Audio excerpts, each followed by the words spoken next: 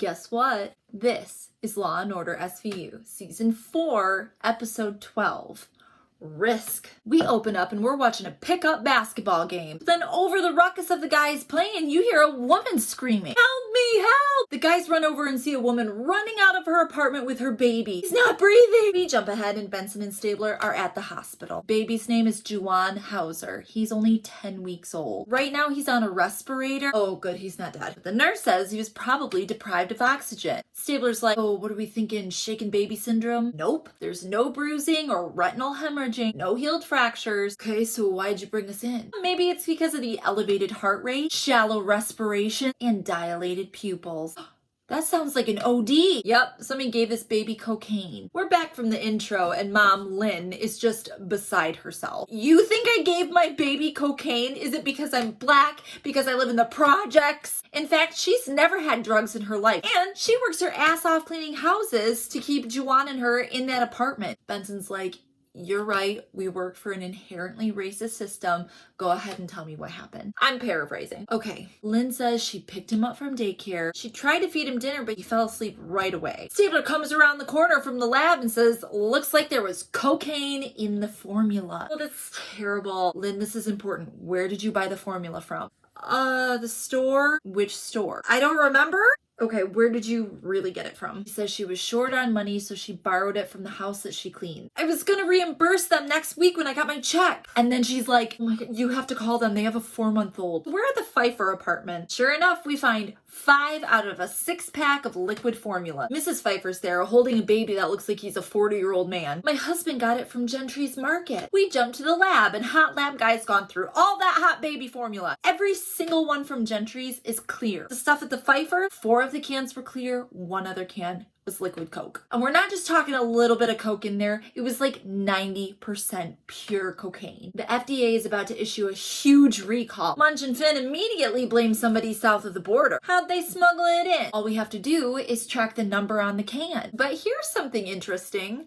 All the other cans were made in Atlanta, and the 2 Coke cans were made in Mexico City. Kinda hate that Munch and Finn are right. But here's the question. How did they get in the Pfeiffer home? Well, what do we know about the Pfeiffer? Mom stays home with the baby. Dad's name is Derek, and he's a big-time stockbroker. Oh, a stockbroker who filed for bankruptcy not too long ago and erased a $300,000 debt? That sounds like it could be drug trafficking. Just then, Benson gets a phone call. Fuck.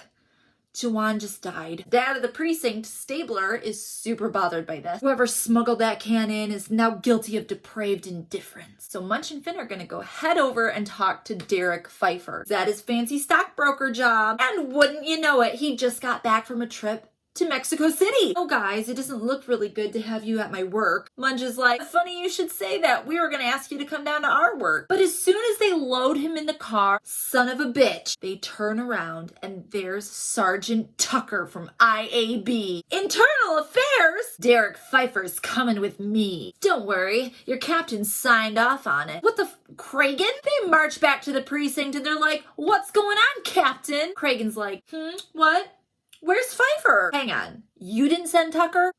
No? What the fuck? Yeah, he showed up and just grabbed him out of our hands. Cragen is pissed. Let's take a ride. They get to Internal Affairs, and Cragen does not pass go. He marches right up to Tucker and grabs him by his shirt. You son of a bitch! It's not enough that you're stealing my case and now you're telling my people I'm in your pocket? Stabler's all, relax. Oh, if Stabler's telling you to relax. Tucker says, you need anger management. Cragen doesn't miss a beat. You need to kiss my ass. Don't go near this case again or I'll have your badge. So Cragen points out that, hey, an infant is dead, and if IAB is in on this, that means there's a dirty cop somewhere. I want a name. Go to hell. Okay, well that was contentious. Stabler says, so what's our next move, boss? Go pick up Pfeiffer. That's right. Cragen's doing exactly what Tucker told him not to do. Hey, if we hurry, we can get Pfeiffer at work. But Benson and Stabler rush over there. This is a car. They're not running. But when they get there, there's a bunch of cop cars and ambulances. What's going on? You guessed it. Pfeiffer is dead. He was strangled in a bathroom stall. What a way to go. Munch and Finn are talking to Pfeiffer's greasy boss. His name is Keith Gerard, and he's got a lot of hair product. He also has information on Pfeiffer. Apparently, he got demoted recently. Lost a butt ton of money. Investors were calling for his head. So Munch and Finn are like, okay, This is probably a hit, right? Oh shit, that probably means his wife is a target too. We head over and talk to a very sad Mrs. Pfeiffer, who's making a very sad cup of tea. Mrs. Pfeiffer, we think your husband smuggled that baby formula back from Mexico. No, you're wrong. I know everything about him. Do you know he got demoted? No. Did you know he filed for bankruptcy? No. Yeah, okay, well, we're gonna send somebody over here to watch over you because you could be a target. She doesn't feel comfortable with that. She's gonna go to her sister's instead. And honestly, I'm so distracted by like the little kid painting above her cabinet. Their son is 4 months old. Who the hell painted that shitty picture? Props department, hello. When they ask Mrs. Pfeiffer if somebody's threatening her, she gives up that a man was there and knocked on the door. He said that Derek sent him to pick up the formula. I told him I gave it to the cops and he got real upset. And when she asked him how he got past the doorman, he showed her his badge. Oh shit, let's go ask Tucker. Ooh, Tucker's gonna let us know what's going on. For the last year and a half, narcotics has been trying to infiltrate the baby formula cocaine ring. That's a niche market. Both times the undercovers were made, which means there's a rat. Well, it's our case now. You can either help us or get the hell out of the way. We're gonna need fake IDs, vehicles, drug money, drugs. So you guessed it, we're going undercover. But it's a little different this time, since they're looking to stake out this club called the Bear in the Bowl, specifically targeting these greasy rich white guys. Finn says he's gonna stick out like a sore thumb. We're gonna send Stabler in. So we jump to a car outside the Bear in the Bowl. Finn's like pep talking him. Don't flash your buy money if they offer to buy. Here's your wire, here's your cocaine. A cleaned up Stabler goes in and damn, he looks good. And speaking of looking good, Benson is already inside wearing the hell out of this dress. They are flirting undercover style and it is everything I hoped it would be and more. Then as flashy Stabler is paying for his drink, whoops, he drops some coke onto the bar. As you do. The bartender's very smooth about it.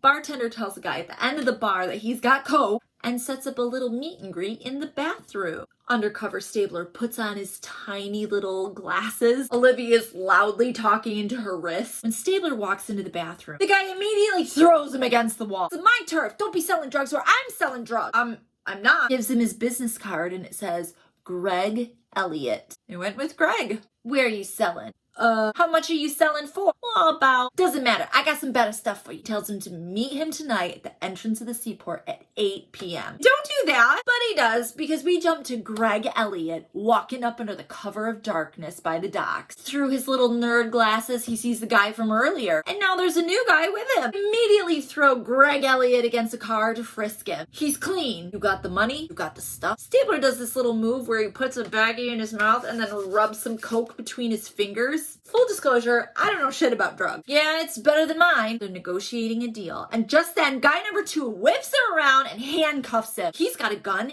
and a badge. Aren't you gonna read me my rights? You ain't got any rights. Guess we know who our dirty cop is. They take him to the second location and the team is following along, don't worry. And that's where they just start beating the shit out of him. Finn knows the drill and he's not worried. If they wanted him dead by now, he'd be dead. So dirty cop dude starts reading off what he knows about Elliot. I've already got you on a Class A felony, and that's life. In prison! Dirty cop says his name is Kendall. You have until tomorrow to call. And then just for good measure, he punches Stabler one more time. Back at the precinct, we find out that Kendall is Brad Kendall. On the job for 13 years and is highly decorated. One of the good ones. On top of that, he matches Laura Pfeiffer's description of the guy that came to the door. Cragen says, call Kendall back, but this time, meet him in a public place, so you don't get your face fucked up again. We jump to a restaurant. Greg Elliott Stabler's sitting there having some dinner. I don't remember talking money the other night when you were kicking my ass. Brad Kendall sits down, man-spreading. Your payment is staying out of prison. So basically, he's not gonna pay him at all. He's just gonna blackmail him. That's not good enough for Greg Elliott. I don't do business with liars and screw-ups. So you're gonna give me 1/3 of what you make, and you're gonna tell me why I'm the answer to all of your problems. I'll talk to my people about it. Your people?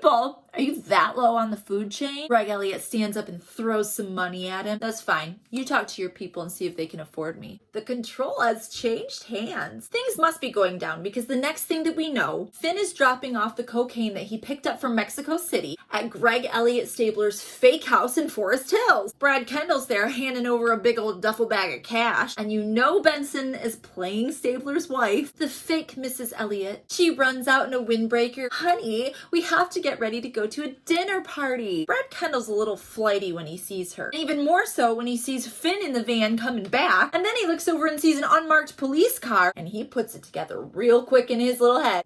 Son of a bitch. He turns around and takes off running with Stabler hot on his heel. They both have guns. Drop it. Drop your weapon. The music starts to swell. And Brad knows he's out of options. He turns around and faces Stabler. And then he raises the gun. Stabler has no choice. He has to shoot it. Suicide by cop. Why did he make me do that? Cragen's there and he says he didn't have the balls to do it himself. But it gets worse because now Stabler is being questioned by Tucker in a deposition. He's under investigation and on desk duty until it's over. In the meantime, we find DNA evidence that proves Kendall was the one who killed Pfeiffer. Probably under orders from the top boss. Whoever that is. Munch says maybe Mrs. Pfeiffer can fill in the details. Travel records indicate that she also took 5 separate trips to Mexico City without her husband. Was she the one smuggling the coke? They wouldn't look a second time at a mom with a baby carrying baby formula. We gotta go ask Keith Gerard, that greasy boss, about this. Pfeiffer was smuggling cocaine on your dime and on your time. He and his wife and kid. The baby was in on it. Now I know you're wrong. They don't have a baby. What? Obviously, we need to ask Mrs. Pfeiffer about this, so we go to her sister's house. Stabler can't go because he's on desk duty, so Cragen and Benson head in. Door's locked, but they can hear a baby crying. There's a broken window, so they go in and check it out. Scoop up that sad little baby. Find 2 dead bodies in the kitchen. Shit, someone's trying to tie up loose ends. If there's a ring of mothers and babies, they're all in danger. We jump back to the precinct and everybody's on the phone. And Stabler's freaking out because he's stir crazy. Kathy Stabler's there trying to get him to eat. He's like, thank you, kiss, kiss, and face palming her out the door. And then Cragen and Olivia have to go again because there's another murder scene. Stabler's watching them go like a sad Charlie Brown movie. So this new murder was in Queens and it's exactly the same MO except no forced entry. That means, say it with me, they knew the killer. So this place doesn't look like they're making a lot of money, but here's an invoice on the desk. The victim did landscaping for none other than greasy boss Keith Gerard. They run back to the brokerage house, but he's not there. Where did he go? Gerard's at the corporate daycare center. Oh, that's the worst place for him. They head down to the 2nd floor, and there he is, talking to a mom with an infant. Presumably the next victim. As soon as he sees Benson and Stabler, he pulls a gun and puts it against the mom's head. I'll kill both of them. Cragen's trying to negotiate, but then you see Finn sneaking up behind. Look, just let her go, and you can walk away. No cops, huh? And just then he throws the mom and the kid, takes off running. But 2 steps later, Finn's there and throws him down a flight of stairs. They got Gerard in handcuffs, and what does he say? I could make you both rich. Dude, give it a rest. And in our last scene, we're back at the precinct where Stabler's still grounded. Cragen dramatically walks up and sets down his gun and badge. IAB cleared him. Benson walks in a great mood because they found all the mothers who had been renting out their little babies. But she's pretty astute, and she notices that Stabler's still struggling. Well, he's making it pretty obvious. Hey, you should definitely talk to a shrink. When I shot that one dude in season 3, it really sticks with you. Did it help to talk to a shrink?